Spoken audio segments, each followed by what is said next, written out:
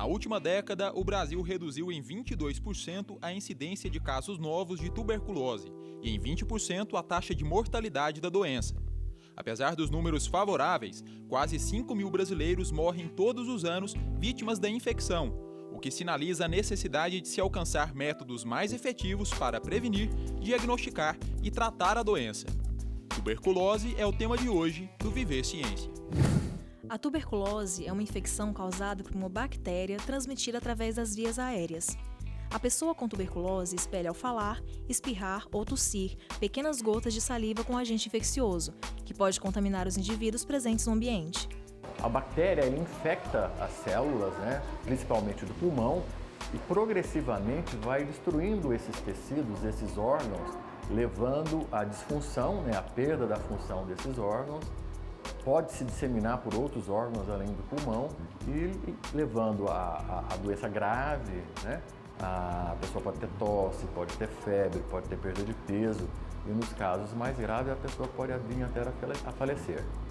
A tuberculose é considerada pela medicina uma doença de cunho social. Isso porque os grupos mais suscetíveis à doença são de baixa renda e vivem em condições precárias de moradia. As pessoas vivem aglomeradas em um espaço pequeno, as residências não têm janelas, não tem circulação de ar, então tudo isso favorece que a pessoa também adquira a tuberculose. Um outro grupo, num momento muito importante, talvez o grupo mais suscetível para ter tuberculose, são as pessoas que vivem com o HIV, com o vírus da AIDS. As pessoas que têm o vírus do HIV ou têm a AIDS propriamente dita são muito suscetíveis a adquirir e desenvolver tuberculose. De um modo geral, se você tem alguma doença, alguma condição que afete as suas defesas, você é mais suscetível a adquirir e desenvolver tuberculose. A prevenção à tuberculose não é simples e está diretamente relacionada à melhoria das condições de vida e de moradia da população. Prova disso é que os países desenvolvidos conseguiram reduzir a incidência da doença, mesmo sem vacina ou tratamento efetivo. Do ponto de vista individual, a prevenção é feita através da vacina BCG, ministrada aos recém-nascidos. Então essa vacina protege a criança de ter tuberculose.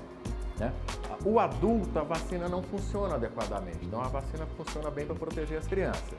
O adulto, a principal forma de prevenção, na realidade, é diagnosticar todo mundo que tem tuberculose e tratar. Porque se você diagnostica, trata e cura as pessoas com tuberculose, você interrompe essa cadeia de transmissão.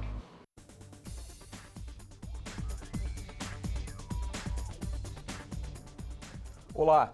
No Viver Ciência de hoje estamos falando sobre a tuberculose, doença que existe desde os tempos pré-históricos e que ainda hoje preocupa a população mundial. Os convidados para discutir esse assunto são o casal Ana Paula Junqueira Kipnis e André Kipnis. Ambos são doutores e professores da UFG e coordenam juntos a Rede Goiana de Pesquisa em Tuberculose. Bem-vindos, professores, ao Viver Ciência. Obrigada pelo convite, agradeço e espero responder adequadamente as perguntas. Obrigado pelo convite, é uma oportunidade para estar socializando os nossos trabalhos, nossas pesquisas. Bom, a gente começa o nosso bate-papo respondendo às dúvidas que vêm das ruas. Quem faz a primeira pergunta é a estudante Zenalda Neves. Vamos conferir. Eu gostaria de saber como é feito o diagnóstico para tuberculose. Professora Ana Paula, por favor.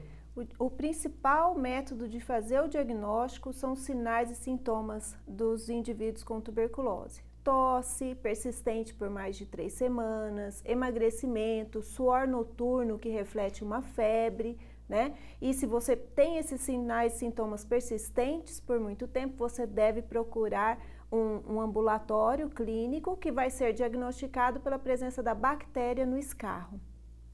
Ok. A próxima pergunta é do estudante Arthur Lima. Vamos conferir.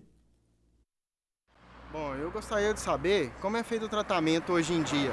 Se é separado dos demais pacientes ou se é tudo numa ala só.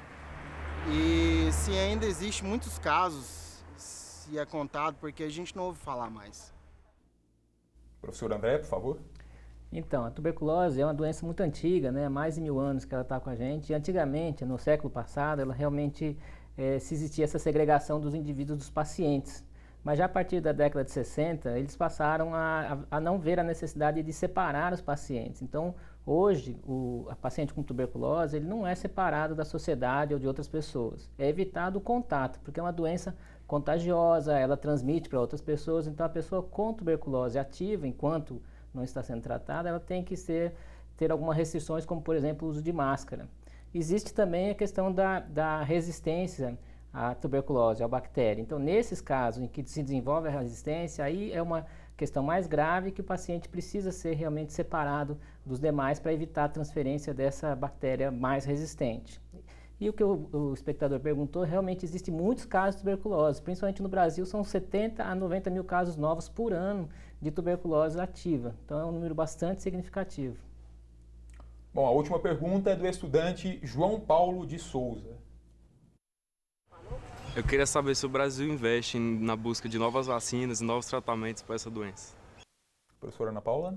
Especificamente em novas vacinas, o Brasil não investe. No entanto, o CNPq e a FAPEG, eles têm investido muito em tuberculose, porque tuberculose é uma doença social e que afeta cerca de 80 mil pessoas por ano no Brasil. Então, existe um grande investimento, não direcionado apenas para o tratamento e para a vacina, mas investe em outros aspectos da doença, ou do tratamento e para a cura.